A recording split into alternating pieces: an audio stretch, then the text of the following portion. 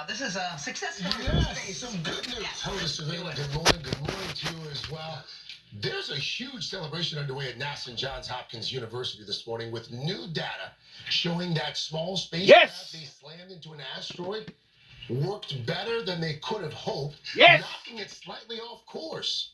NBC's Tom Costello has been covering this for months now. So, Tom, does this mean we could have a strategy now to deflect asteroids that might be headed our way? It could. I mean, listen, this asteroid never posed a risk, minding its own business, orbiting another asteroid. NASA wanted to see if it could push it off its course so it might one day use that same strategy when an asteroid is heading our way, and it all worked perfectly. Look closely. You're seeing the moment of impact 7 million miles away when NASA's DART spacecraft slammed into a harmless asteroid named Dimorphos, orbiting an even bigger asteroid, kicking up a massive plume of dirt and rock stretching thousands of miles in space. Okay, here's the nose camera video taken from DART as it went into its fatal dive at 14,000 miles per hour. Scientists at Johns Hopkins and NASA celebrated the bullseye, but now they know their mission into the darkness of space worked. DART's shove cut the tiny asteroid's orbit time around the bigger asteroid by 32 minutes. NASA had hoped to cut it by just 10 minutes. And yes, that is a big deal. Now, this is a watershed moment for planetary defense and a watershed moment for humanity. Here's why. If NASA can push an asteroid off course, then it may be able to deflect big asteroids that one day do pose a risk to all of us here on planet Earth. For proof that we need some kind of defense, just look at all the dinosaur fossils sitting in the world's museums. They ruled the Earth until they were wiped out by a massive meteor crashing into the planet 65 million years ago. Fast forward to today. For the first time ever, humanity has changed the orbit of a planetary body. And just maybe humanity has its first planetary defense system from a future mega meteor, if we get enough warning. NASA and other space agencies can have decades of warning time, can track these things reliably for 100+ years. A 100-year warning would hopefully be enough. The good news, so far NASA says it doesn't see any planet killers headed our way. I believe that NASA has proven that we are serious as a defender of the planet. All right, so if they could push an asteroid off its course long before it gets to Earth, it would be the best option. Blowing up an asteroid or targeting it with a nuclear device, those are still options, but that would also create massive debris fields and potentially even a radiation issue in space. So this kind of a push or a shove really seen as the best option. But of course, the bigger the asteroid, the bigger the shove, and Earth's telescopes need to spot the asteroid in time to launch that kind of defense. Decades or 100 years, guys. Back to you. Well, it's great to know that it worked, Tom.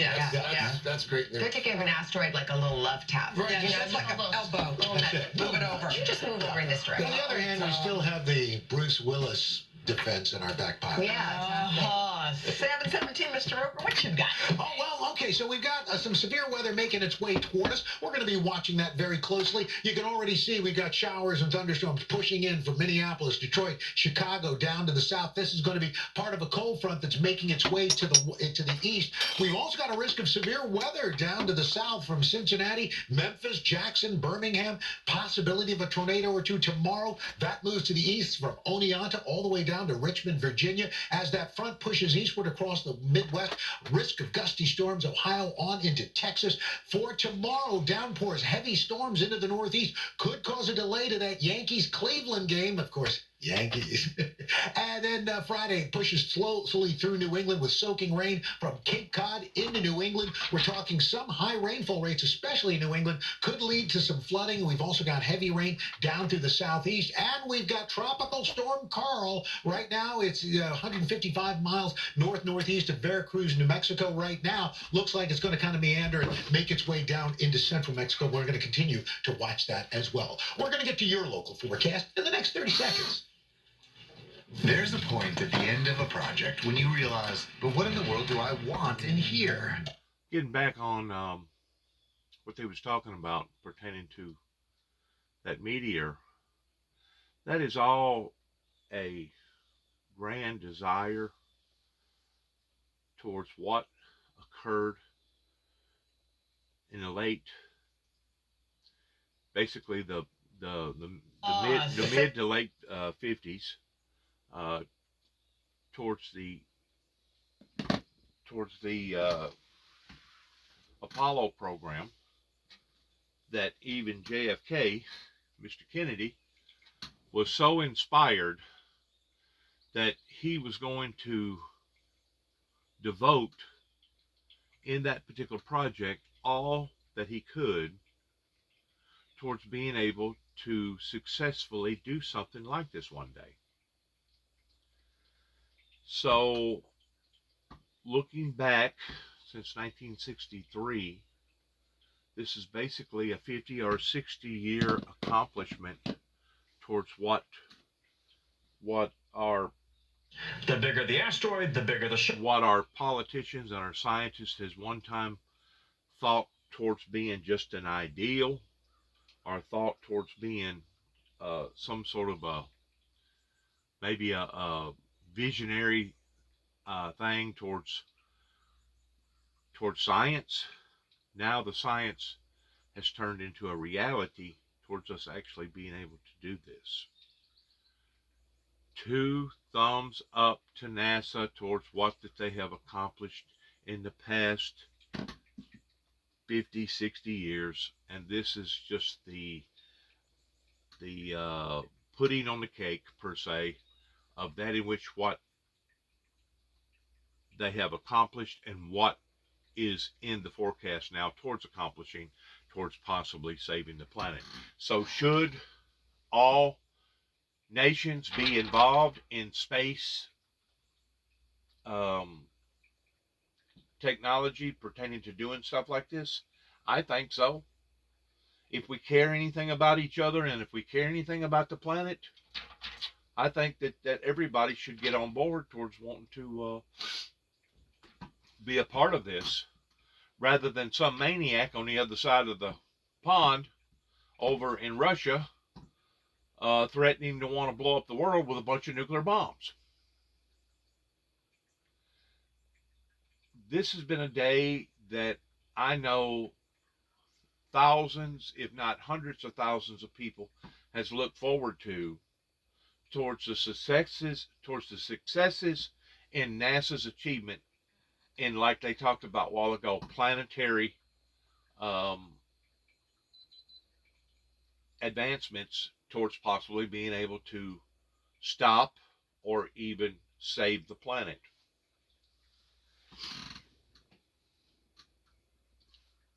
And to think,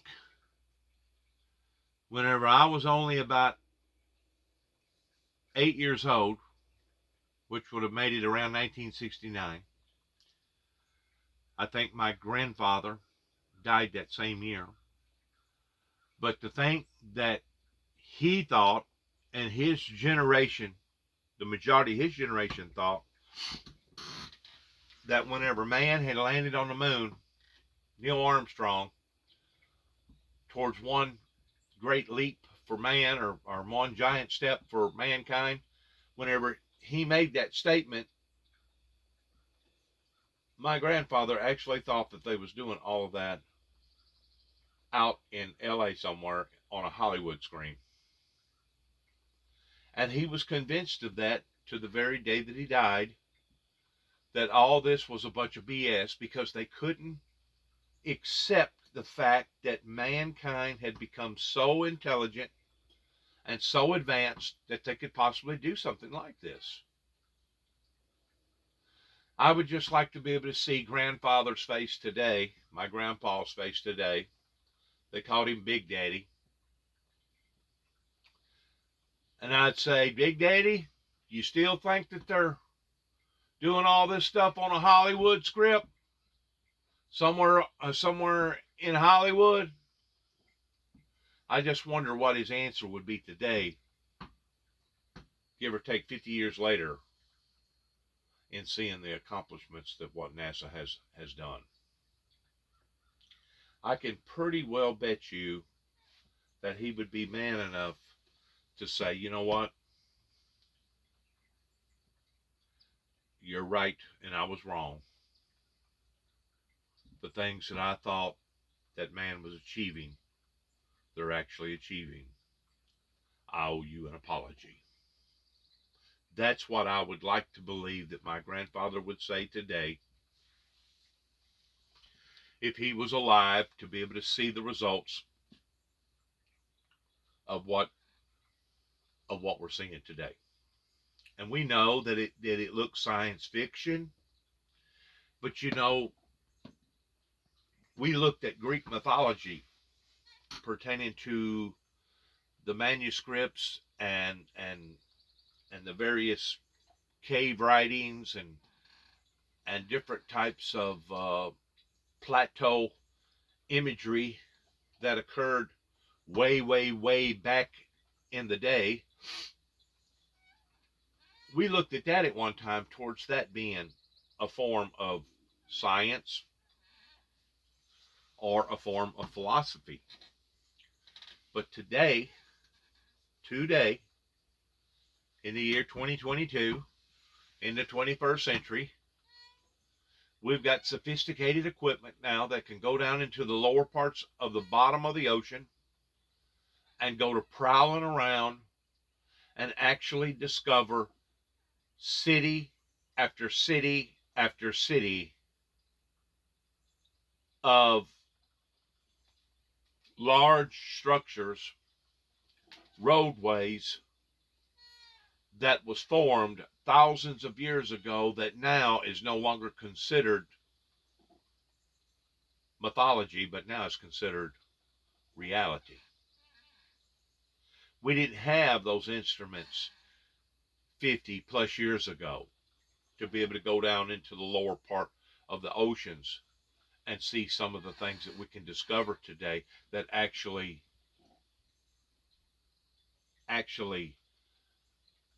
authenticates a great deal of those writings during the plateau era that we thought that was just some sort of a fictitious ideal, or it was somebody's imagination that was running wild. But now we have discovered that those things that we thought was just an ideal that was fictitious are actually real. And we have yet to discover, I'm going to say on the bottom of the oceans towards what is down there, we probably haven't discovered 1% of what we actually can one day possibly discover in what is down there. Because, I mean, it's just like a needle in a haystack, kind of like looking up into space. Whenever you look into space and you think, well, how in the world can they ever find something like that going 18 to 22,000 miles an hour? Well, we've got advanced equipment today that can hone in on something like that. You know, how can we microscopically see a germ that you can't see with the human eye, but you know, with the right kind of advanced equipment, you can look into somebody's bloodstream and actually separate the particles in seeing the DNA and seeing various germ warfare that's going on inside somebody's body. They couldn't do that 50 plus years ago neither. But now they can, because we have the advanced knowledge and the advanced equipment to be able to do these things. It's absolutely remarkable in what NASA has achieved, even going through some of its pitfalls and its failures. It's absolutely remarkable in what they have been able to achieve in that 50-year span. Absolutely remarkable. I mean, you keep in mind, if we go back 100 years from now, from where we are right now, basically was whenever the T model and the steam device motors was being replicated in steam engines and stuff like that. People was just barely learning, you know, the advancements of the wheel 100 years ago. Well, now look at where we are today in trains that can basically be magnetized at the base of the wheel actually never touches the rail on the railroad system, and some of these devices go 200-300, possibly even faster than that miles an hour. It's remarkable how far the human society has become in the past 50 years. Once more, we cannot emphasize enough on mission well accomplished towards NASA, and they're achieving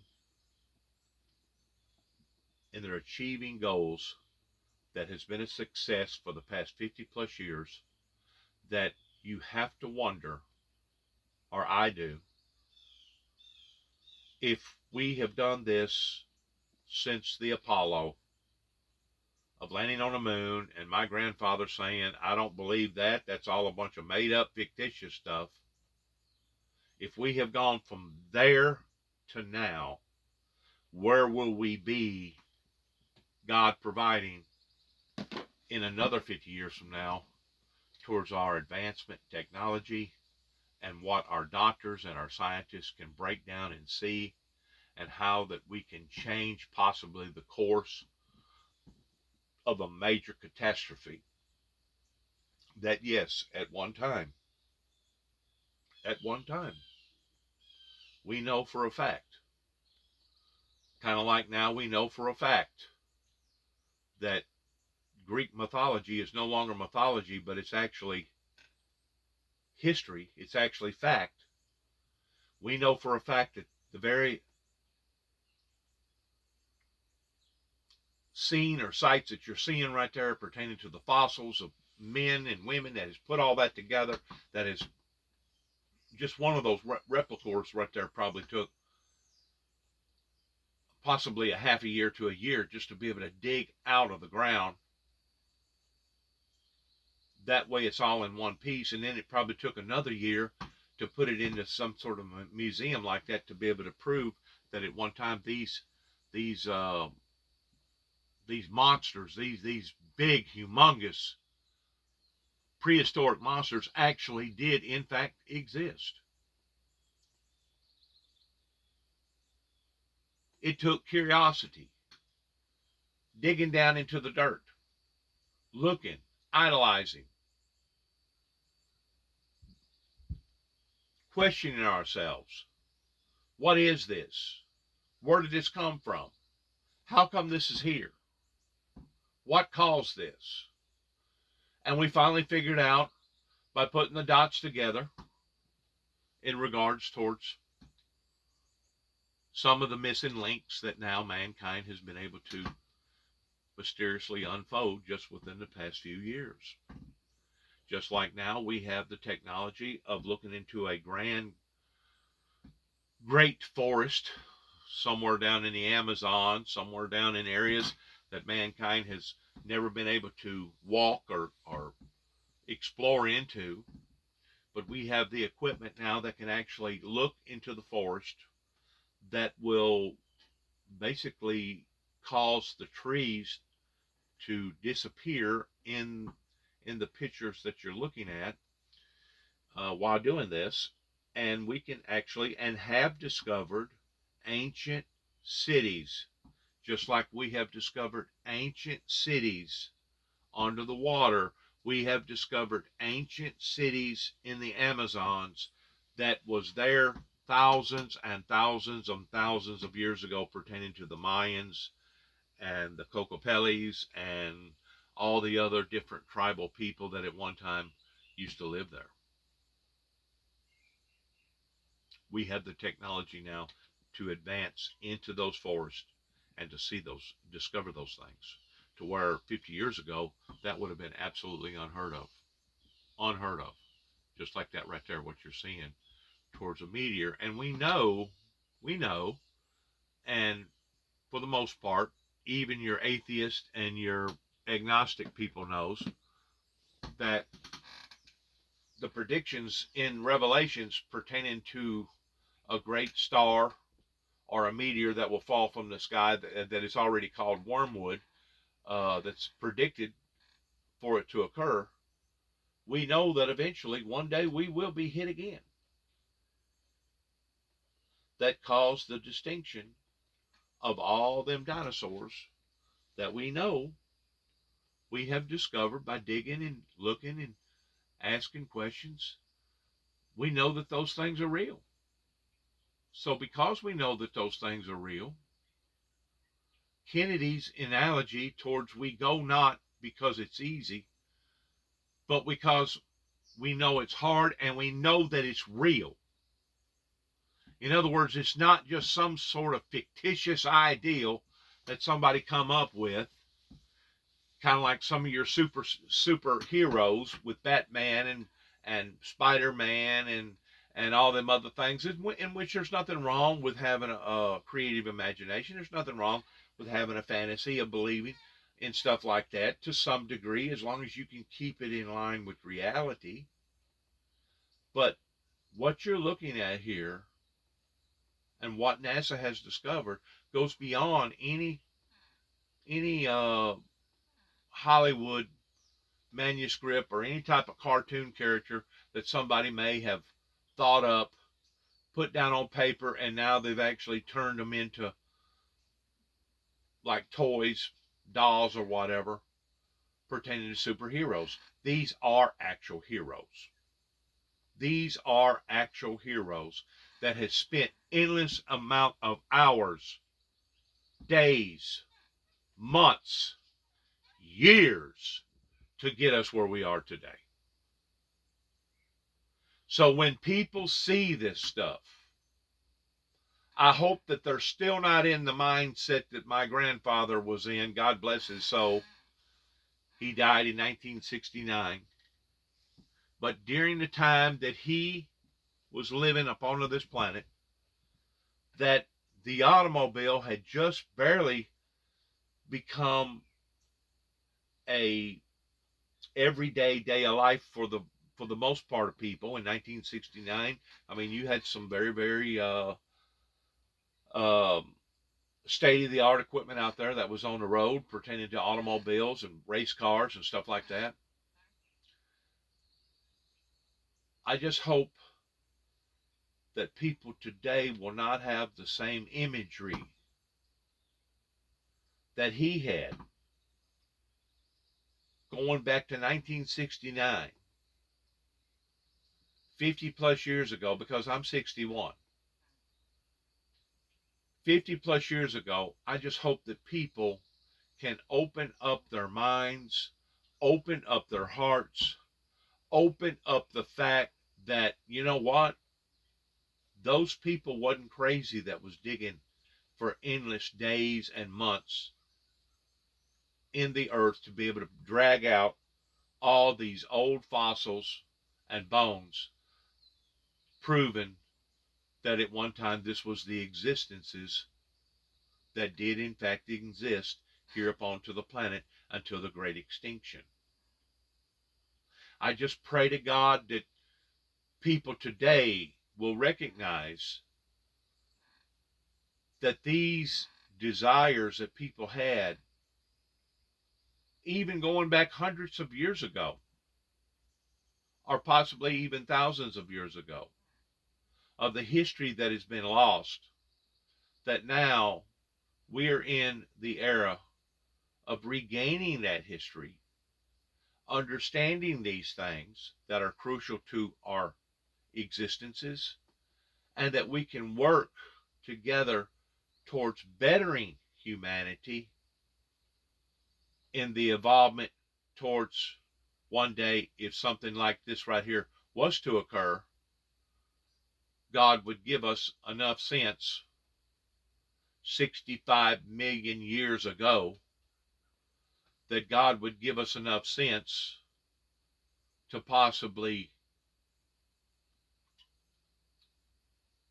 have a chance of stopping it from ever occurring. I'm not saying that it's a guarantee, but at least it gives mankind a small bleak of hope to think that our destiny as Homo sapiens goes way, way, way beyond any type of fictitious ideal or someone's imagination that a lot of people during that time, whenever they thought of these things, thought was crazy. And I'm going to use this one analogy to prove of what I'm talking about is in fact real. That at one time, during the great sailing events of the existences of the great commissions towards people getting on boats and going to different parts of the world,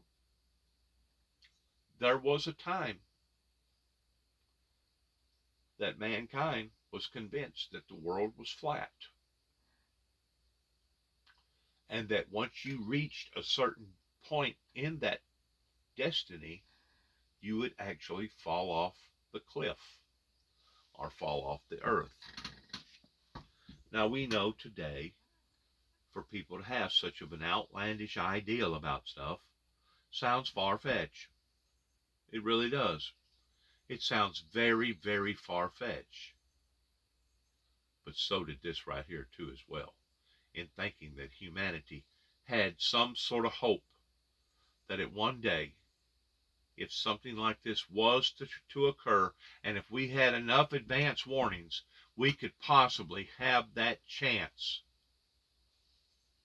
that hope, that maybe we could intervene, and maybe we could stop a catastrophe that would basically take each and every person completely out of the existences or the life of our planet.